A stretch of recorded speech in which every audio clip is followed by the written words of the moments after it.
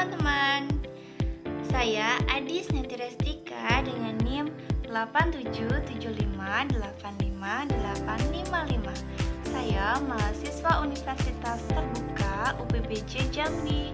Di sini saya akan membuat tugas tutorial online 3 dengan mata kuliah Filsafat Ilmu.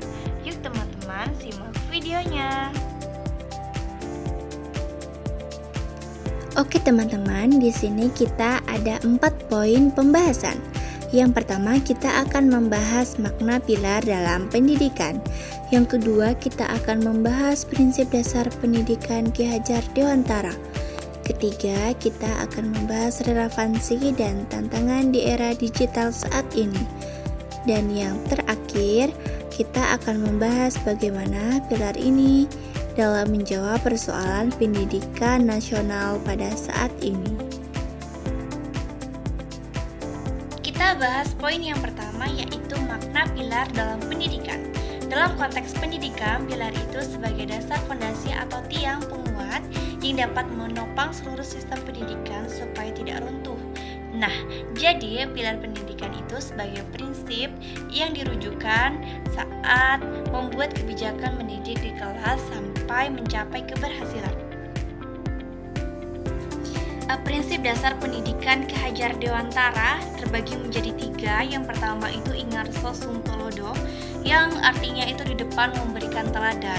Jadi sebagai guru pendidik kita harus menjadi contoh perilaku yang semangat belajar, maka murid akan meniru apa yang dilihat dan bukan cuma yang didengar saja. Yang kedua ada Ing Madya Mangunkarso, yang artinya di tengah memberikan semangat atau kekuatan. Dalam proses belajar, pendidik itu harus membangkitkan motivasi untuk memberikan dorongan agar suasana yang membuat murid berani dalam mencoba dan tidak takut salah. Yang ketiga ada Tutpuri Handayani, yang artinya di belakang memberikan daya atau dorongan. Nah, setelah murid mandiri, pendidik itu di belakang sebagai penguat, pengawas dari jauh untuk memberikan dukungan murid terhadap perkembangan sesuai potensinya. Relevansi dan tantangan prinsip Ki Hajar Dewantara di era digital saat ini. Relevansinya itu teladan sekarang itu bukan cuma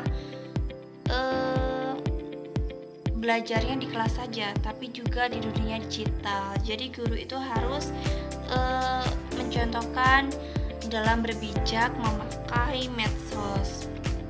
Ada pula tantangannya,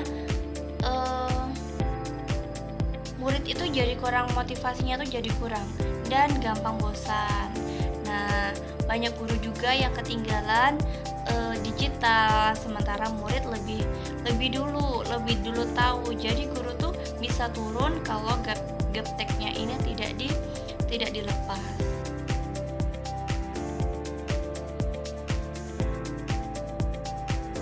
Yang terakhir kita akan membahas bagaimana pilar ini tuh dalam menjawab persoalan pendidikan nasional pada saat ini. Yang pertama itu untuk kesenjangan dan kualitas.